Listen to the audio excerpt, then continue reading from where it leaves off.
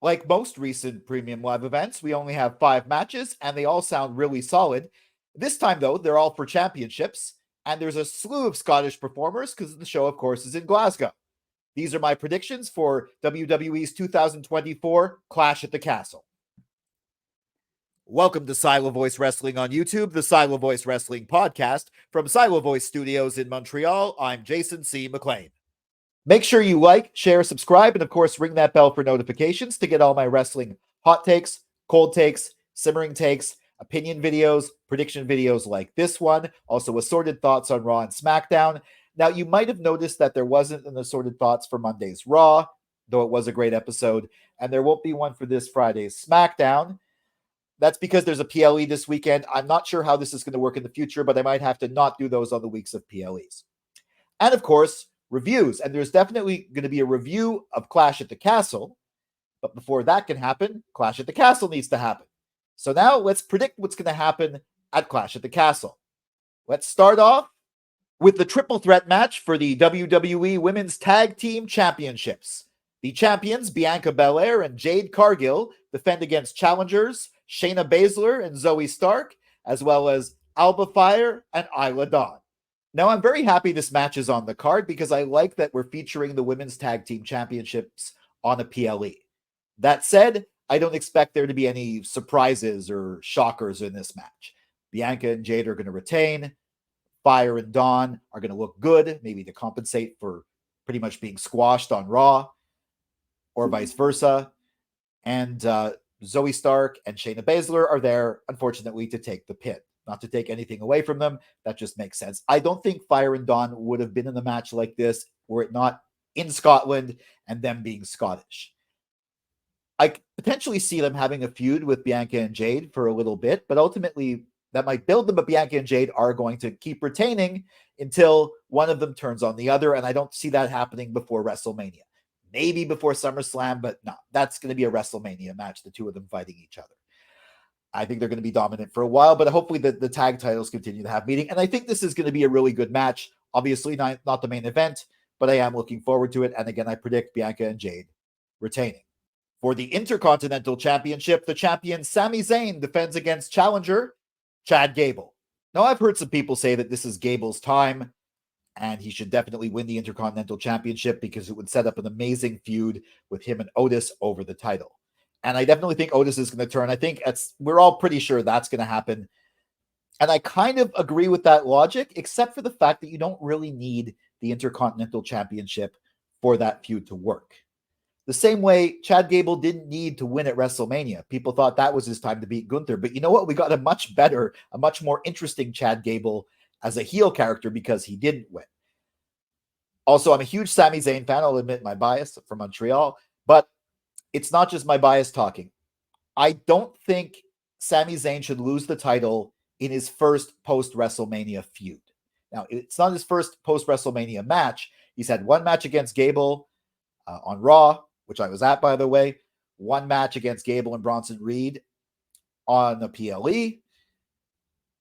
But if he loses in the third match against Gable, he didn't at least get beyond one feud with the belt. I'm not saying Sami has to have a Gunther-style reign where he keeps it for a year and a half, 2 years. No, he can lose it midway through this year after a second or a third feud, and then maybe go on to win a world title or something at Survivor Series or maybe even WrestleMania. Who knows? I don't even think he has to keep it. I'd love it to be kept in a while, but I don't think he has to keep it the year. But I think he has to at least keep it into a second or hopefully a third feud. So how do you work this so Gable and Otis still has heat? Well, I think Otis doesn't necessarily attack Gable.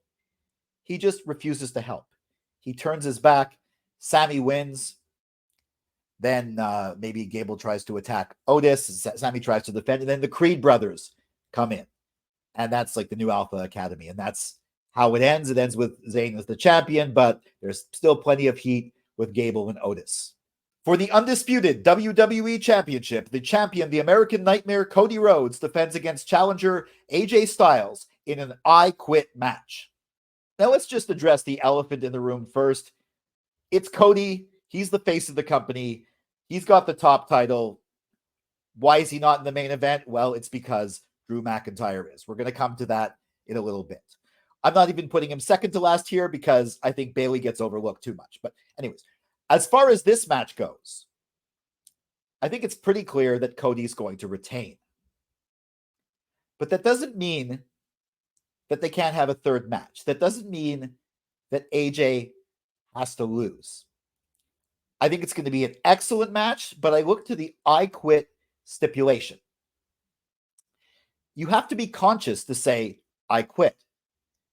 Now, maybe AJ is really a dastardly heel in this one. Maybe the Good Brothers cheat or something like that. I'm not sure if I quit means no DQ. Who knows? But maybe they overdo it and Cody actually passes out from like a sleeper hold or something like that and cannot say, I quit, which would necessitate a third match where Cody could, win he wins the first one. Second one, he kind of loses it, but he doesn't lose the championship and he wins the third one. Or maybe AJ ends up passing out, but I think it's more likely with Cody. That's my ultimate prediction, but my overall prediction is that Cody Rhodes retains. For the WWE Women's Championship, the champion Bayley defends against challenger Piper Niven. There are 4 Scottish performers on this tour, and they're all technically heels, though I think the last one's going to be a situational babyface. Not the case with Piper Niven. I mean, she could be. She probably will get some cheers, but Bayley is beloved in the UK, and I also think Bayley's retaining. It's possible maybe Piper ends up fighting with Chelsea after the match and gets some cheers that way, becomes sort of a hero, and then has a feud with Chelsea. Not sure if that's going to happen. I think it's going to be a really good match. I think Piper is really going to impress, show that she deserves to be there, not just because she's Scottish, and set herself up. I really think they need a women's mid-card title, by the way. Another sidebar, they really need a women's mid-card title, and I think Piper would definitely be a candidate for that, and we actually proved the need of such a title by a performance in this match. But I'm pretty sure Bayley's retaining. The crowd's going to sing, "Oh, Bayley, will you be a girl?" That thing. Pretty straightforward, but it's going to be a good match. And again, I really wish Bayley was on the initial poster. Bayley wasn't on the poster for this. Jey Uso was on the poster for this. Jey's huge, but he's not even part of the show as far as I know. I don't know, maybe he'll tag along with CM Punk, more on that later. Anyways, yeah. So Bayley wins and Piper looks strong. And then we have our main event for the World Heavyweight Championship. The champion, Damian Priest, defends against challenger and proud Scotsman, Drew McIntyre. There are 3 things everybody knows. 1, Drew McIntyre is going to be a situational babyface here. 2, Judgment Day have been barred from ringside. And 3, CM Punk is not a member of Judgment Day. And he definitely has screwed over Drew in the past. And he might very well show up to do so again. Some of the reasoning behind that is you don't need the World Heavyweight Championship to do Punk and Drew at SummerSlam. And I think if Punk's healthy enough, we're setting up for Punk and Drew at SummerSlam. I don't think Punk's going to show up. I think Drew is going to win clean. I also don't think Joe Hendry is going to show up to fight off Judgment Day because Judgment Day is not going to be there. And Joe Hendry from TNA, for those of you who don't know, is Scottish. I don't think he's even going to be in Scotland. And I can't see him fighting CM Punk. So I think Drew is going to win, and he's going to win clean. Now, does this mean Damian Priest is just a transitional champion? No, because effectively he'd be transitioning from Drew to Drew, so that wouldn't make any sense. He did have one feud, with a mini one with Jey Uso, and he loses it on the second feud, and he could come back. I think him losing the belt could be the ultimate catalyst for his split from Judgment Day and his babyface turn, as Rhea does as well too, and the whole Liv Morgan thing on Raw. I should dissect that whole situation in another video, but in this video here, I think Drew is going to win. I think it'd be really funny if he defended it at Money in the Bank and lost it right away to whoever won the Money in the Bank. Because again, you don't need Drew and CM Punk for the title at SummerSlam, but I think we are going to end up getting Drew and Punk for the title at SummerSlam. So I do think Drew McIntyre is going to defy all expectations and get a nice babyface win in Glasgow. So those are my 2024 WWE Clash at the Castle predictions. With a set of tag team titles and 4 singles titles all on the line, I predict only one of them is going to change hands. Do you agree with my predictions? Do you have your own? Do you think I'm right on some, wrong on the other? Of course, let me know in the comments. Follow at Silo Wrestling on X, at SVS Reviews on Instagram and Facebook, and me at Jason C. McLean on X and Instagram.